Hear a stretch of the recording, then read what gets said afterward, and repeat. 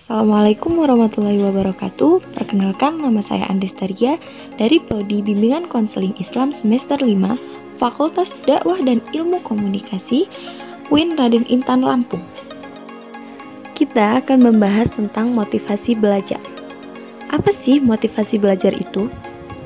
Motivasi belajar adalah keseluruhan daya penggerak yang hadir baik dari dalam maupun dari luar diri untuk mengadakan perubahan dalam menumbuhkan gairah atau semangat belajar yang baik, sehingga siswa yang bermotivasi kuat memiliki energi yang banyak untuk melakukan kegiatan belajar.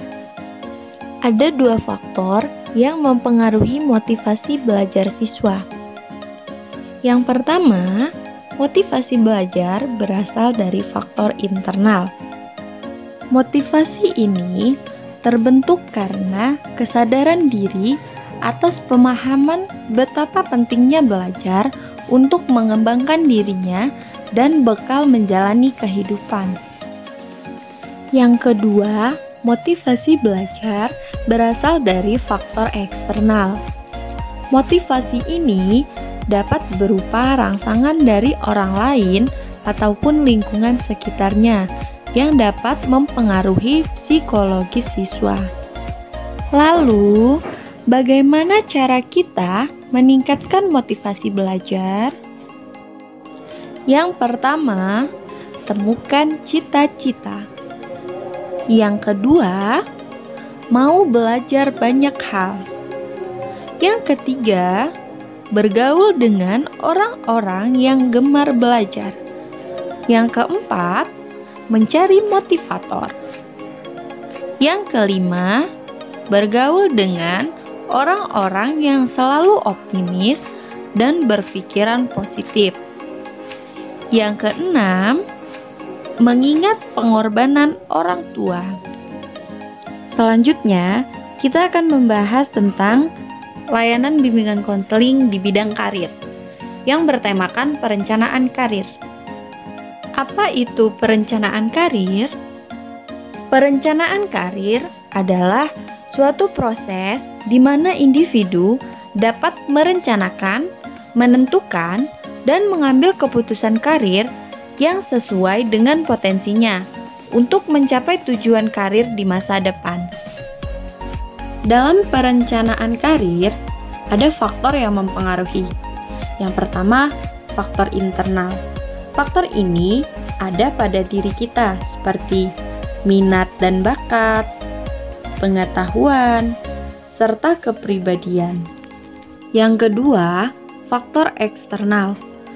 Faktor ini ada di luar diri kita seperti ekonomi, keluarga, sistem pendidikan, dan masyarakat. Lalu, bagaimana cara kita merencanakan karir? Yang pertama, menentukan tujuan. Dalam menentukan karir, hendaknya kita mengetahui minat dan bakat yang kita miliki.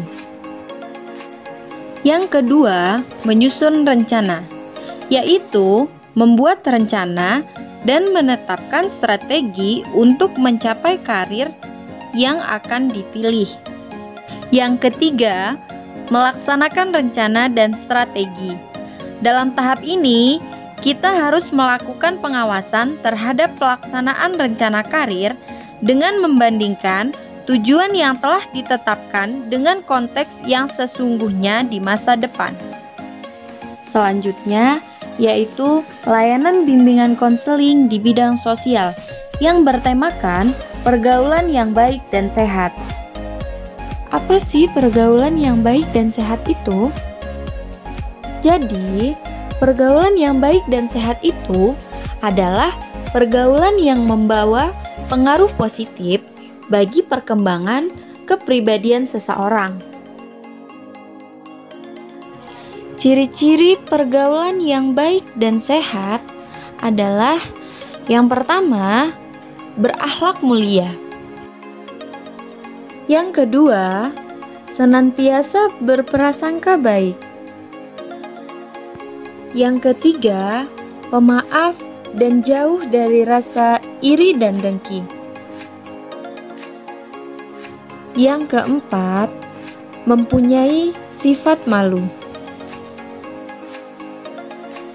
Yang kelima, menepati janji. Yang keenam, sopan, ramah, dan baik dalam bertutur kata. Yang ketujuh, membantu teman yang mengalami kesusahan.